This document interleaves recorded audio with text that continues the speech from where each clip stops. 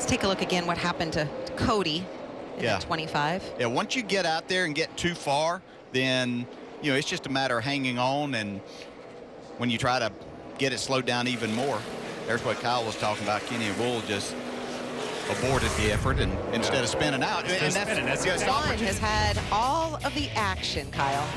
Yeah, all the action. We see Kyle Larson here. Look how late this thing. Dale talks about trail braking a little bit a minute ago. As he gets on the brakes, the thing kind of smokes it. We see 74 car. He spins getting down in the corner, loops it around, and while we're watching him, in the background, we see Kenny Habul come through. And flat spotter right front has a flat a little bit later. And here's Jerry McClemens. Gets up on the paint. The paint does not have as much grip as the asphalt does. Brendan Poole right there on the paint. That's a slick area. Until they put down more and more rubber, it'll get better. So important because it's a passing zone. Look at Kyle Larson coming in there hot. He just tried to get in the corner a little bit too hard. Probably got it wheel hopping while he was still on the straightaway.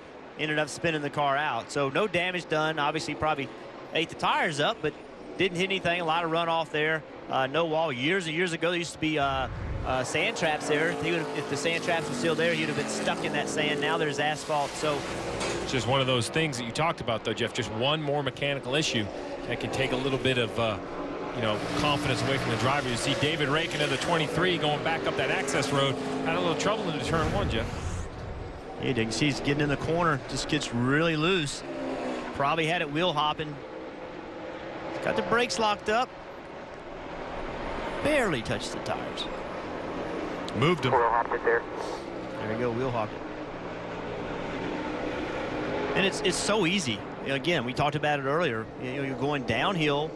You're pushing as hard as you can, trying to make as much lap time as you can. The weight transfers to the front. The back gets light. You start that wheel hop. He saw something that the spotter didn't see. The last thing you want to do, you can see right here the 07 of Ray Black Jr. He spins and he's sitting. So we heard the spotter saying he's on the bottom. He's on the bottom. That was at this point where he was on the bottom. But I think when Ty came down here, he saw a car sitting. And what do you do? Way up high, yeah. I mean, I don't think Ty Dillon, you have a choice. You have to quit. Dillon's still not here yet. Now the 07 goes, and then Dillon comes into the picture. But he doesn't know. You know, if the 07 doesn't fire right away, the spotter has an obligation to tell him about that car. First right-hander entering the inner loop, catches that curb, and then just way out of position. Never even close to making the corner. You know, we talk about how fast this racetrack is and how much you have to attack it.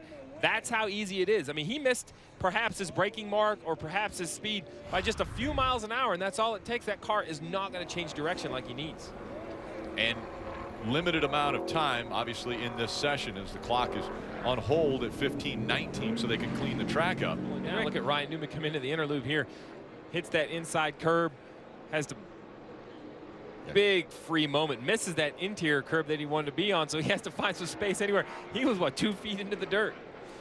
Look at the bottom of that comparison. Oh, the 42 has, I don't know if he hit anything, but he definitely spun out off the last corner. I should have just bailed, but I tried to make a good 6 and 7, and just got into the last corner pretty hard there and got loose, and was hoping I wasn't going to hit those you know, barrels there, but I was able to keep it going straight and keep it fired up.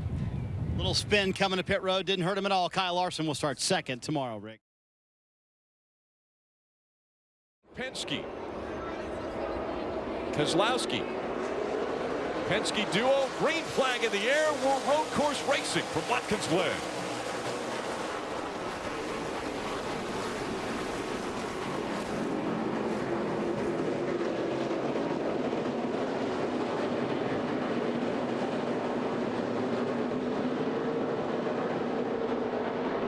Two and three wide, trying to come up through the S's. Logano with a great start out in front. He and Brad Keselowski have separated themselves. Paul Menard's dropped back to fourth. Trying to hang on to that, but may lose that spot as well as Kyle Busch gets by. Wow. Menard into the dirt.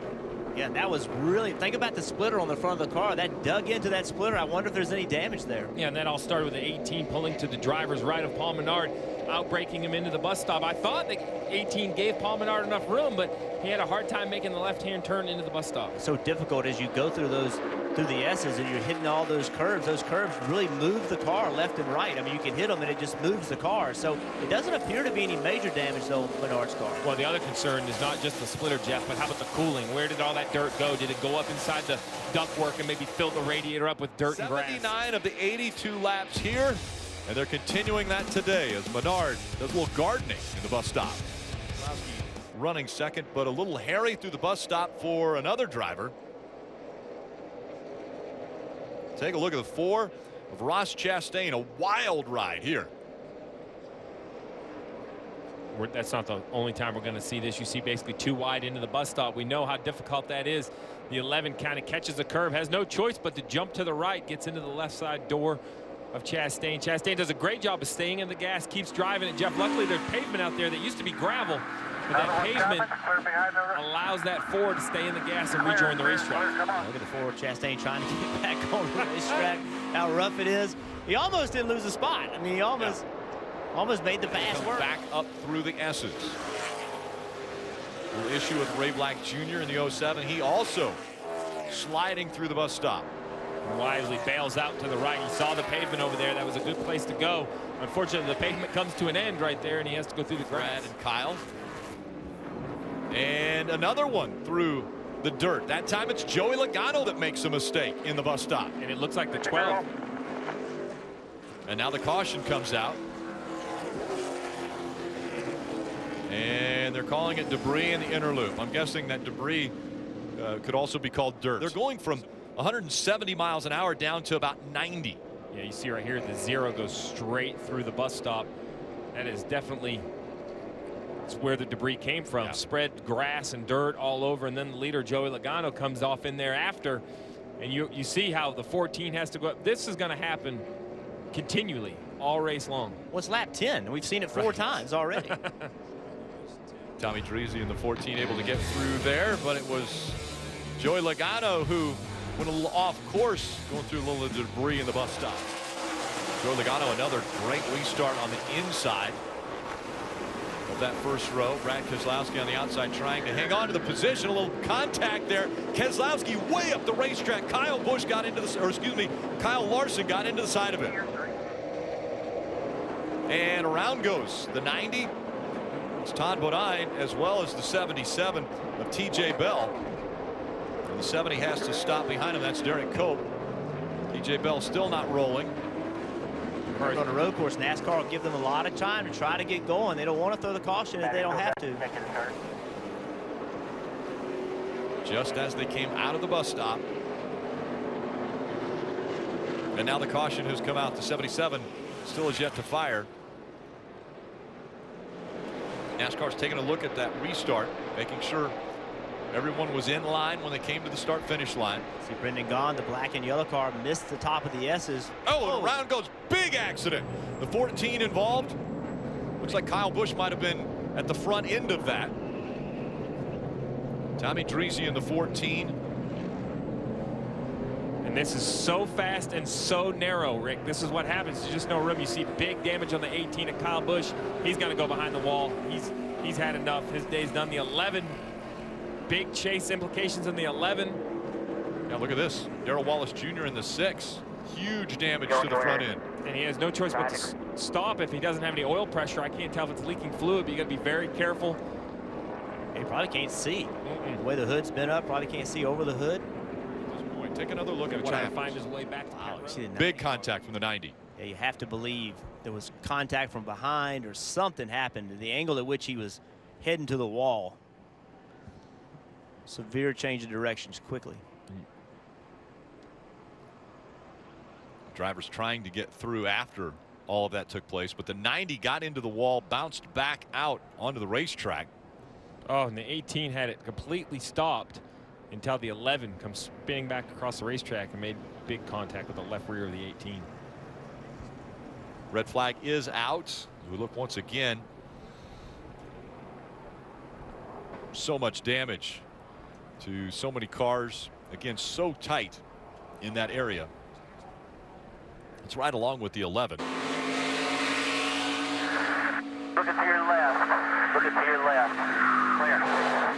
Back it right here. Back it down. Back it down. Back it down. Back it down. Back it down.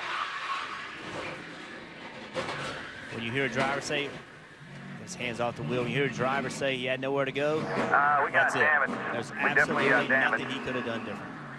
Front, right front. Tip in your hole. Everybody to garage stall. Everybody to garage stall. Talking about all the damage to the car. Another look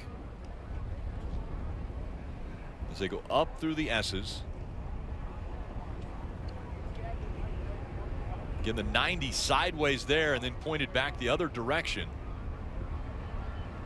To a Menard barely gets by to driver's left. Look how fast these cars are coming right here at real speed. It's just so hard to tell what started all this. There was damage to the back of the 90. Not sure if that happened prior to him getting right and into the wall or after the fact. I don't know, you saw him loose getting up the hill, and I don't know when he got loose, he slowed down, and the guys behind him ran into the back of him, and that's what turned him right. It's just so hard to tell. Stretch it as far as they can go. Very close there. Around goes Trevor Bain. Getting into the bus stop. Fine, man. Fired up. Get around here. That's a spot getting into the inner loop that it's very difficult for the spotters to see. All good right here. All good right here. Because the spotters will see the 22 in. It's kind of a late move.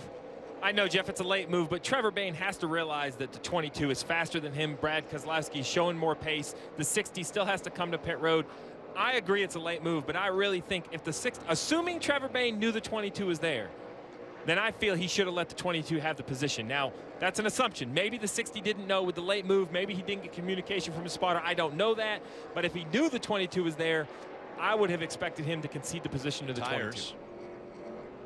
That's not the angle you want to come through the bus stop in. I wonder if he came and tried to get there side by side with a 97 car, and Elliott's running 7th. So, hey, Jeff. He flat spotted his tires. Yeah, go ahead. Jeff, he said, I didn't know which way the 97 was going to go. I'm sorry, guys. And so, of course, he tried to pit. But just before he pitted, before he wanted to pit, the caution came out and they closed pit road. So he had to take those wobbly tires all the way back around. So this is, we've talked about it. The bus stop is just a tough area of the racetrack to go through by yourself. Even more difficult. Not impossible, but pretty close to impossible to go through successfully this afternoon. Mike Kyle Larson just radioed his crew. Big trouble on the track, Rick. Yeah, the 70, Derek Cope, a lot of damage to the front of that race car. The hood flew off, it looks like.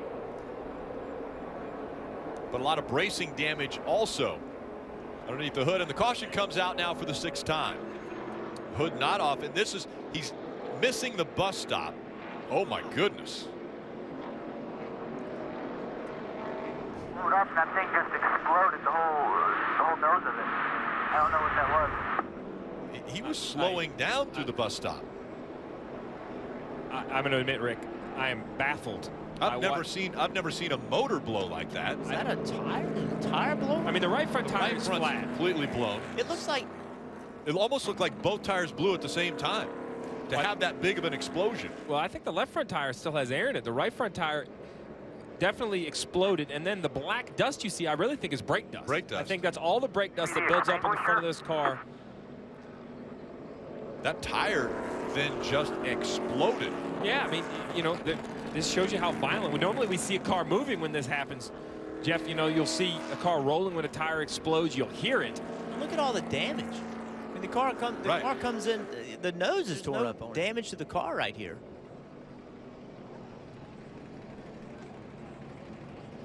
And it looks, I mean, yes, the right front tire is blown, but it looked like that came from the left side of that tire, or the left side of the car. Look at the 3, some major issues here. Well, just got in the inner loop way too hot. Now he's going to have to work his way back on the racetrack through the grass. Doesn't look like he tears up anything on the front of the car, but Keselowski can't get a good run getting into 6. And you see this. The 21 goes around, the 3 caught him. So Spencer Gallagher spins coming out of 7 because the 3 got into the right rear quarter panel. Speeds with a mechanical issue. And remember, it was a little over a week ago I feel like it's probably just a brace back there. that he experienced a bad accident at this track in the Cup car when he had no brakes and went through turn 1 and into the wall. That right rear tire was all the way outside of the fender, and the fender was actually digging into the surface of the tire. Look at that right there. See how far it's out? Now the quarter panel is actually into the center of the tire. That tire cannot take that the entire race. So much smoke coming out from behind the 22 as that tire continues to Bring it rub. to us if you want to. Yep. Your call, but it's getting worse as we run here. You got Said, it. bring it to us. So that's pit Suarez right gets tire nice on CNBC. The 2016 Rio Olympic Games. Women's rugby preliminary round. Keep working it. USA versus Colombia. You saw the 21 of Spencer Gallagher go around. Look how close this is right here. The 21 spins in front of the leader. The 12 goes around him, but he loses time to the 2 of Paul Menard. Logano started 12 races between the last time he was at this track and today, but had not been able to find victory lane. This time as he works his way through 6 and 7 for the final times today. Joey Logano comes out of turn number 7. He'll see the checkered flag. His 26th career win in the Xfinity Series. Logano wins at the Glen again. Yeah, guys. Awesome. Way to go, 12 team. That's right.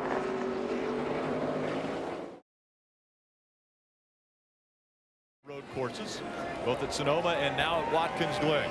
Carl Edwards has young Kyle Larson on his outside as they get ready to come into the restart zone for the start of the race. The last road course race of the year. Green flags in the air.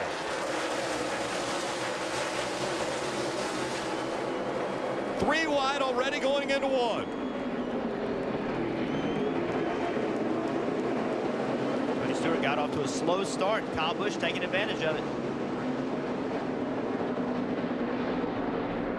Carl Edwards up through the S's just in front. Edwards in the 19. Kyle Larson in the 42. They rocket down the backstretch. Speeds upwards of 180 miles an hour before they get to the bus stop. Matt Kenseth has made the move up to 3rd. Tony Stewart back to 4th. Great shot just inside the bus loop. Bus stop. Out of the carousel and into number 6.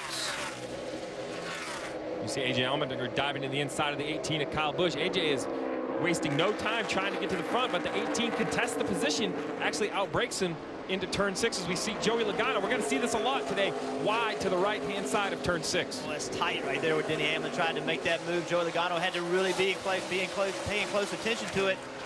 Did not make the pass in 7, but it positioned him to have the preferred spot getting into 1. He's picking up the 4th lap.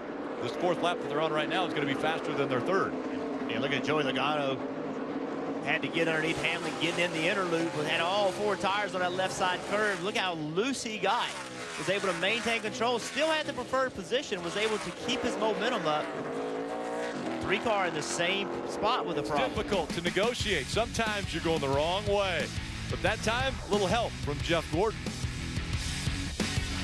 Yeah, they're starting to enter. You see Casey Mears and Austin Dillon side by side. Jeff comes in and gets into the back of the 3 car. I think just what happened there was Austin was trying to make sure he wasn't in a wreck, that he wanted to slow down because getting into the inner loop is very, very difficult. I think Austin got slowed down much more than Jeff Gordon thought he was going to get slowed down, and Jeff just misjudged it and got into the back of the 3 Austin. So Austin trying to be conservative and make sure that he didn't get in a wreck, actually may have gotten him in a wreck. So 2 by 2. Flying towards turn number 1. Joey Logano trying to get by Kurt Busch. He's blocking. Martin Truex Jr. to the inside of Danica Patrick, trying to take that spot away as they go through 1. Oh, and around goes the 10 of Danica Patrick. She gets shoveled out. We talk about restarts and how important they were. The 10 had track position. Now she's at 2, and Paul Wolfe was the first car on pit road. As you see, the 8 contact. Came across the barrier. The 16 of Biffle involved. As is the 17 of Ricky Stenhouse Jr. Austin Dillon included in this as well.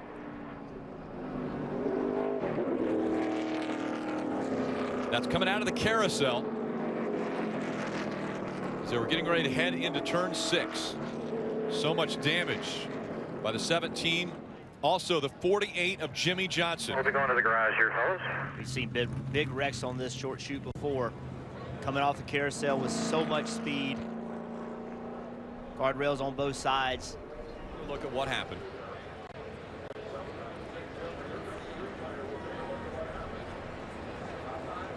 Ryan Blaney in the 21. It was just behind him. Stenhouse Jr. into the wall. Back out. There was some contact made behind him, and then big contact from Jimmy Johnson.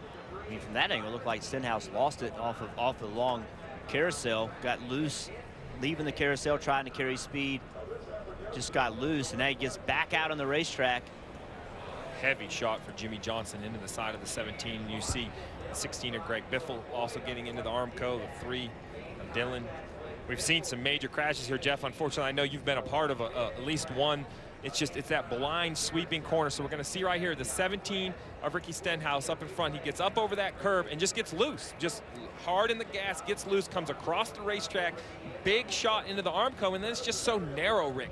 There's no escape route. The 17 doesn't slide 100 feet off the racetrack. He comes back onto the racetrack. Heavy contact with the 48 of Jimmy Johnson. Ricky Stenhouse Jr. was sliding off the Ahead of you, track. watch it ahead of you here. Stay high, stay high, stay high, back it down, stay high, stay high. You're coming Great back move by across, Casey back Mears. across. I can't see, stop. There you go, you're clear right there. There's the slow one right in front of you. So we saw him racing off this right here, the 17. I'm not so sure that maybe he didn't clip that curb on the right before, and kind of push him way out as he was racing the car in front of him. Sorry, I can't make out who that car was that was in front of him, but I wonder if that wreck didn't actually start in the carousel. Looked like he got really low and maybe it clipped that curb, and that pushed him way left, and then ultimately got loose. Back out into the racetrack. Big impact. Because Ricky Stenhouse Jr. was about to come back out on the track, a lot of guys over on the left were trying to fight for track position, and so narrow there. As you mentioned, there's just not enough room for multiple cars to go through. Hit it on lap 54. Everybody in front of you. Oh, big wreck again.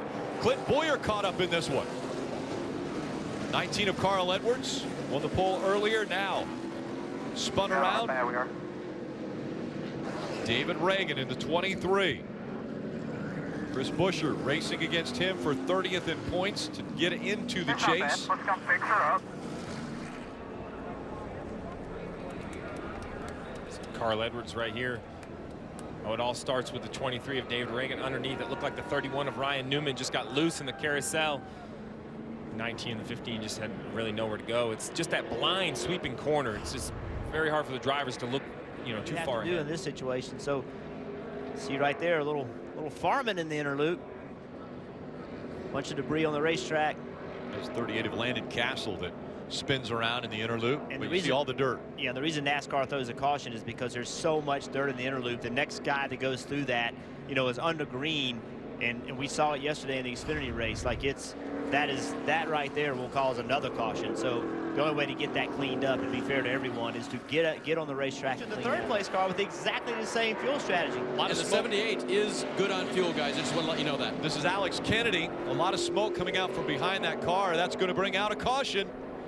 So now saving fuel might go out the window because they can do a lot of it here under caution. Racetrack because of this. Looks like an engine expires. Smoke. Anytime you see smoke like that, it pulls instantly to the right. Either fluid or you can see the fluid trail all the way down the track. It's going to be a little bit of lengthy cleanup. Outside. Hamlin and Truex in the second row. Green flag back in the air. Trevor Bayne aggressive on the restart. Tries to take a spot away. Way up high goes the 18 and the 2. Both of them aggressive into turn number 1. Could lose the lead here going up the S's. Big wreck behind him. 2 cars go around. No caution yet. They continue to go, and now the caution comes. Into turn 1, the 18 deep. Overshot it. The 2 overshot it as well. Denny Hamlin gets the lead. You see the 2 in front of the 22 when the caution came out. 31 just spun out by himself trying to use all the racetrack. 83 of Matt DiBenedetto also around. See the 31. Oh, he was 3 wide.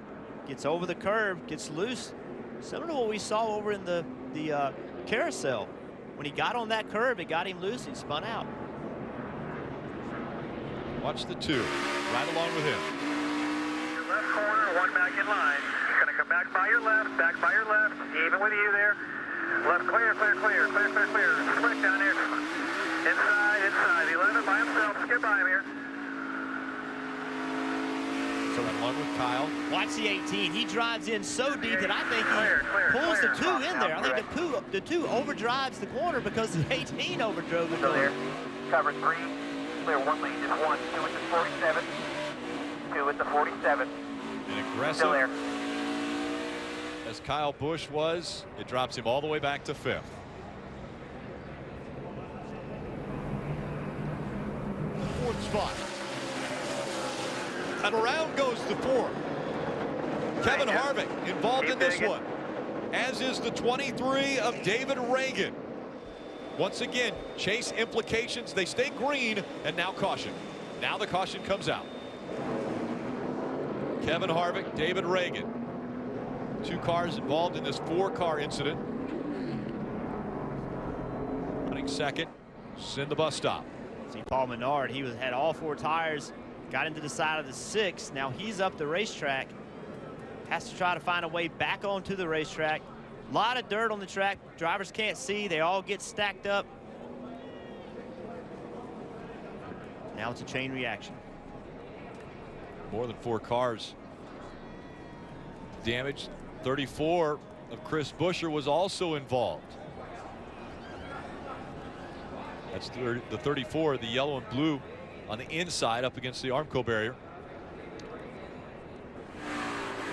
Riding along with Kevin Harvick.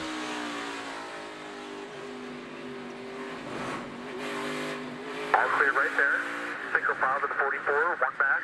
27 foot of smoke here. The red flag now out. Big contact there again. Yeah, It's all smoke. Kevin Harvick could not see the start of that race. Sponsored by Credit One Bank. Into 1. Denny Hamlin with the advantage. Martin Truex Jr. running second. Keselowski third. These 3 have separated themselves. Hamlin trying for a mistake-free lap. Up through the S's. And now to the fastest part of the racetrack. Down the back straight. 180 miles an hour.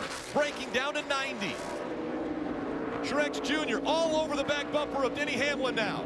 Into the carousel they go for the final time.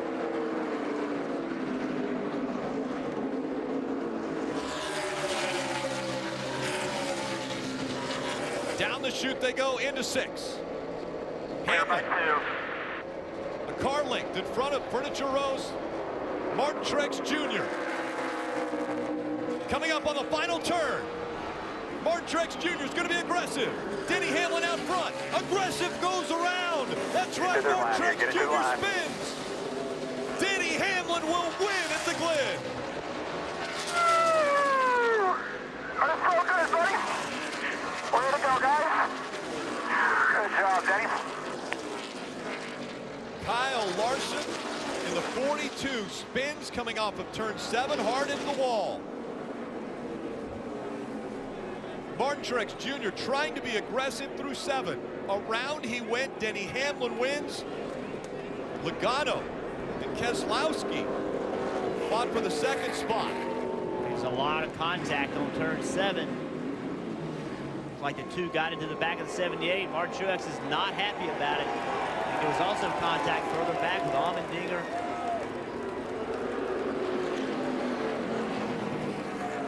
Hamlin grabs his first road course win of his career. And it's still not settled between the 78 and 2. Hand going out the window for Brad.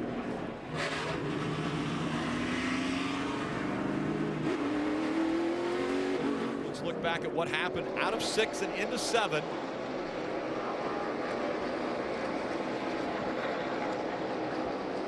Brad Keselowski got into the back of the 78 and around he went.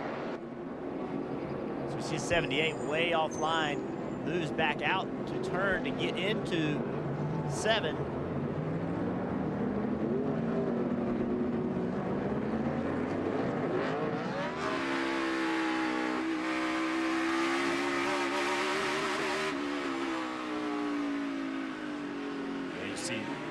Kozlowski just gets in the rear bumper of the 78. I will say the 78 was pretty high getting in the corner. Then also we saw further back. Spinning. Watching high, watching the cross. 47 got in the back of 42. You know, I don't know if possibly Larson was slowing. You heard him say spinning in front of you, spinning in front of you.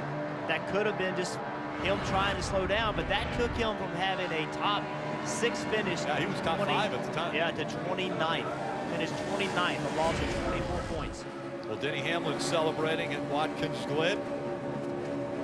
This moment presented by Sunoco, fueling victories all season long.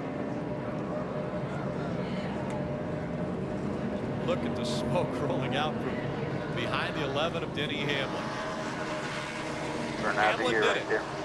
He went from hitting on lap 49 to winning this race. 41 laps. Again, quite a few. And he's just destroyed the left rear tire. Kyle Larson and the 47 of A.J. Allmendinger. 42, big impact right here.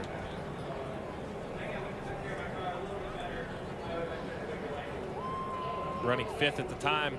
42 currently scored in 29th. Those are unofficial results, but if that stands, that's 24 points in one corner, Rick. And moments ago, Brad going over to Martin. I don't know what you got. You want right, I want left. By the time you swung left, I was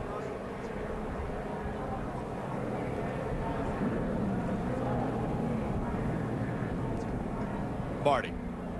Well, a stand-up thing for Brad Keselowski to do, going to Martin Truex Jr. to say something to him. Your take on the contact with Truex coming off the final corner? Yeah, I mean, obviously it's my fault when you're running the back of somebody, but you know, I saw the 11 was kind of blocking low, and I thought the 78 was going to get in behind and kind of rough up the 11. I wanted to be outside to make a crossover, see if I couldn't get both, and at the last minute he came back up when I was already committed. I didn't think he'd come back up. You know, you make a commitment before you know exactly what's going to happen, Marty, and I made a commitment, and it just didn't work out, and he got the bad end of it. And obviously, I hit him from behind, so that's my fault. Luckily, with the way this chase is, I know he probably won't hear it. Doesn't hurt you too bad, but all in all, just, you know, another one of those Watkins Glen crazy days. So a simple apology from Brad Keselowski to Martin Truex Jr., Dave. Yep, they spoke already. How do you take that final corner and Brad's apology to you? Oh, he said it was his fault. I said I knew that. Simple as that. It's all good. It's just hard racing. I just wanted him to know that I wasn't happy after the race. As far as the rest of it, it's not a big deal. It's hard racing, road course. Going for the win at the end. Thought I might have got a run off 11 there on the 11 if I hadn't got spun around. So thought I had him set up maybe a little bit, and we maybe could have drag raced to the line, but just got hit in the left rear, so didn't get to show. But all in all, a good day. We had to fight hard today. Restarts weren't our friend. It took us 3, 4, 5 laps to get going for some reason, and we kept getting the outside. It seemed like we were fighting an uphill battle most of the day, but had a good car and worked hard on it, and just kept hanging in there and found ourselves in position for the win. Just needed a few more laps. Strong run for Martin until the very last corner. AJ comes home with a 4th place finish and a good contact with Kyle Larson at the last corner. AJ, what happened there in your point of view? I turned him, not on purpose. 78 started to spin, and Kyle and I were racing for 5th there, and you know, he defended down the inside, which he should have, and I tried to cut under him off of the last corner, and I think the 78 was coming back across the racetrack. I was under him, he turned, and I just clipped him. I mean, that's I'm just not very happy with myself on that. I don't want to do that, especially for 4th place at the end. He did a great job. That's on me. I never meant to do it, but it's not going to help the case. I know he's going to be pissed off, and he should be pissed off. I'd be. So can't thank everybody at Kroger and Kingsford, all of our partners. I definitely cost us a chance to win this race. I tried to give everything I had to get it back. I was going to be pretty happy with the drive back until I did that in the last corner. AJ, you looked pretty dejected when you got out of the car. We know the pressure you put on yourself coming to here in Sonoma to get a win, to get in the chase. Coming out with this 4th place finish, do you find some solace in that top 5? I would have been okay except for the last corner. You know, I cost us down pit road. I sped, and you know, just I fought hard to get back and restarts. You know, I was aggressive, but I was gonna be okay with that. I don't want to race like that. Not for you know, we're going for the win. It's all good, but not like that. And I just cost Kyle a good finish, so I'm just pissed off at myself. AJ, a bit dejected with the fourth place finish. You're walking gingerly. Why?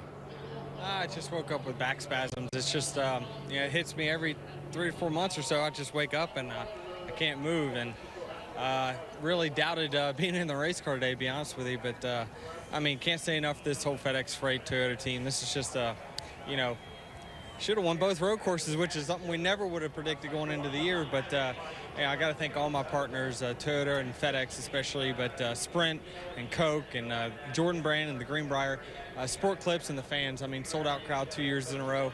Just, this is a good time. I finally have won at all the racetracks, and so it's a great accomplishment for us. I was going to ask, you fought through the pain, but I remember in Sonoma, one of the most difficult things for you was the fact that you still hadn't won a road course race. Now you have. What does that mean to you? It means a lot. I mean, I can't tell you how disappointed I was that we didn't win the first one. And, I just tried the best I could and, overshot the corner. And I didn't want to do it this time.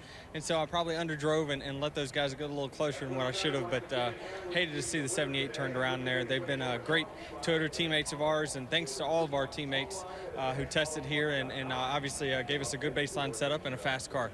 Lap 49. That was your final pit stop. How were you able to go the distance on fuel? Cautions. I just felt like, this race has always trended to be a lot of cautions at the end, and I felt confident that we were going to get the caution laps we needed to make it on fuel, and we did. What were those closing laps like in those restarts? Hectic. I mean, really, I didn't do anything special. It's just the front two cars, the 2 and the 18, just overshot the corner on that one restart and gave us an opportunity. And then it was about just hitting my marks and making sure I didn't give those guys a chance like I gave Tony a chance at Sonoma. So, really proud of this effort. I mean, this is a great sign of things to come. I feel like we'll be a good threat in the chase. Congratulations. Thank you. Rick, up until today, Denny Hamlin had not led a single lap here at Watkins Glen. Today, he led 10 and ended up in victory lane.